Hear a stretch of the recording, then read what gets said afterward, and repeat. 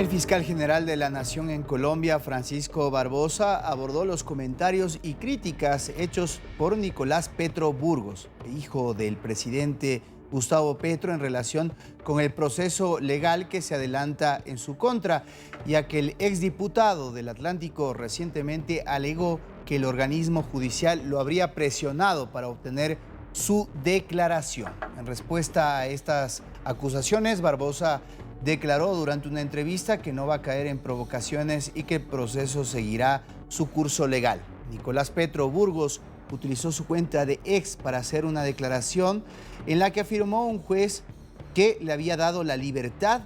Un juez será quien determine mi inocencia con base en pruebas y no en filtraciones que violentan mis derechos. Para obtener esa declaración, la Fiscalía me doblegó moral y físicamente en un proceder que castiga el sistema de derechos humanos. Ante esto, el fiscal Barbosa definió el proceso legal y señaló que las colaboraciones son fundamentales en la investigación. Así lo expresó el fiscal en este polémico caso que está desarrollándose en Colombia y que gira en torno al círculo íntimo familiar del presidente Gustavo Petro. Saludo de inmediato a Hernán Cadavid, quien es representante de la Cámara por Centro Democrático en Colombia. Buenas noches, Hernán. Te saluda César García.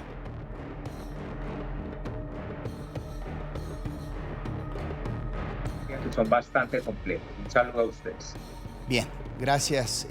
Vamos a establecer primero estos dimes y diretes que se han generado a través de las redes sociales, en donde por una parte ha cambiado en muchas oportunidades una postura Nicolás Petro, y en este caso la Fiscalía trata de mantenerse al margen de la narrativa política. ¿Qué es lo que ustedes interpretan de lo que ha dicho Nicolás Petro? César, hay unos hechos para poner en contexto rápidamente a la opinión pública de los televidentes, en donde el propio hijo del presidente de la República, entonces candidato, pues ha sido evidenciado por información de su esposa o pareja de la época sobre el ingreso de dineros fraudulentos a la campaña presidencial. En un primer instante, el hijo del presidente dice que sin ninguna presión manifiesta y evidencia y detalle y le entrega a la justicia la información, llegan a un acuerdo y después de una visita del presidente de la República a su hijo, ahora dice que ya no está en condiciones de colaborar. Lo que a todas luces estamos viendo es que hubo una injerencia del presidente de la República sobre su hijo, y lo que hace la Fiscalía General de la Nación entonces es romper el acuerdo de colaboración y acusarlo formalmente con todas las pruebas que tiene.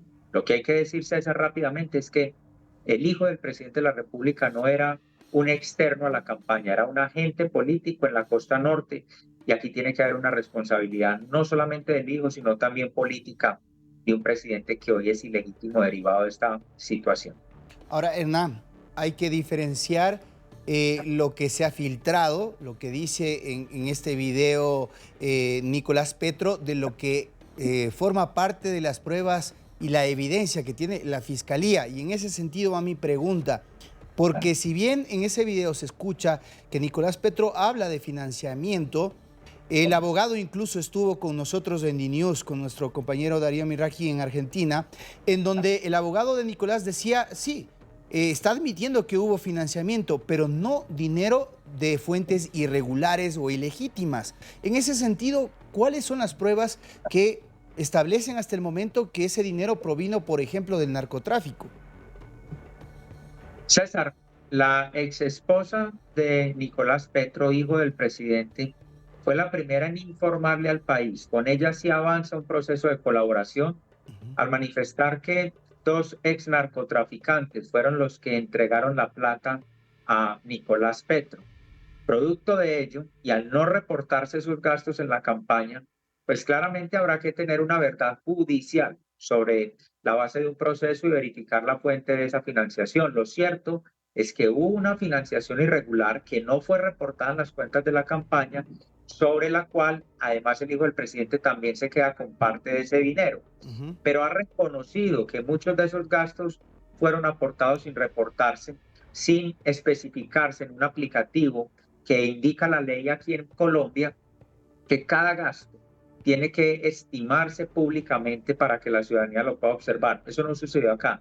Y eso también es un delito, que es el ocultamiento de esas cuentas o de esas financiaciones. Así que yo sí creo que esto tiene que observarse de una manera mucho más amplia. Hay un presidente de la República que no puede quedar, en este caso, como si no tuviera que ver con él y solamente con un hijo, porque hace parte de la campaña. El hijo del presidente, a quienes vemos en pantalla, hacía parte estructural de la campaña política y eso tiene que tener unas responsabilidades, César. Ahora, ¿cuáles son esas responsabilidades? Porque uno es el camino jurídico que tendrá que irse ventilando en cada uno de los procesos, pero el otro también es político y hacia allá me quiero enfocar por tu cargo.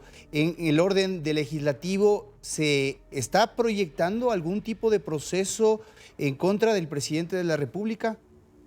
César, las reglas constitucionales en Colombia sobre la protección del presidente son muy rígidas. No es como sucede, por ejemplo, en Perú o como sucede en Ecuador, donde hay mecanismos más expeditos para esas responsabilidades. La primera responsabilidad tendrá que ser la política. Y para un factor como Petro, que llegó al poder diciendo que él era la lucha contra la corrupción, pues hoy la opinión pública ya lo castiga con un 65% de desaprobación cuando estamos apenas 25 días de las elecciones regionales. Yo creo que ahí ya hay una primera responsabilidad que el país emite. Pero segundo, los instrumentos judiciales que tiene el propio Congreso de la República no son tan ágiles y habrá que esperar cómo avanza toda una recolección de pruebas de una célula del Congreso que se llama Comisión de Acusaciones de la Cámara de Representantes. No es expedita, César, no es ágil. En el país se reconoce por tener lentitud en los procesos, así que allí habrá que esperar. Por lo pronto, la opinión pública, que también termina siendo un juez para la dirigencia política, pues emitirá también de alguna manera un veredicto en lo que está pasando en las próximas elecciones. Bien, gracias Hernán por este tiempo con DiNews. Muy importante también saber cuáles son las reacciones, repercusiones de este caso que está siguiendo la Fiscalía en el orden de lo político. Buenas noches, gracias. César, muchas gracias a ustedes y a su audiencia. Mil gracias.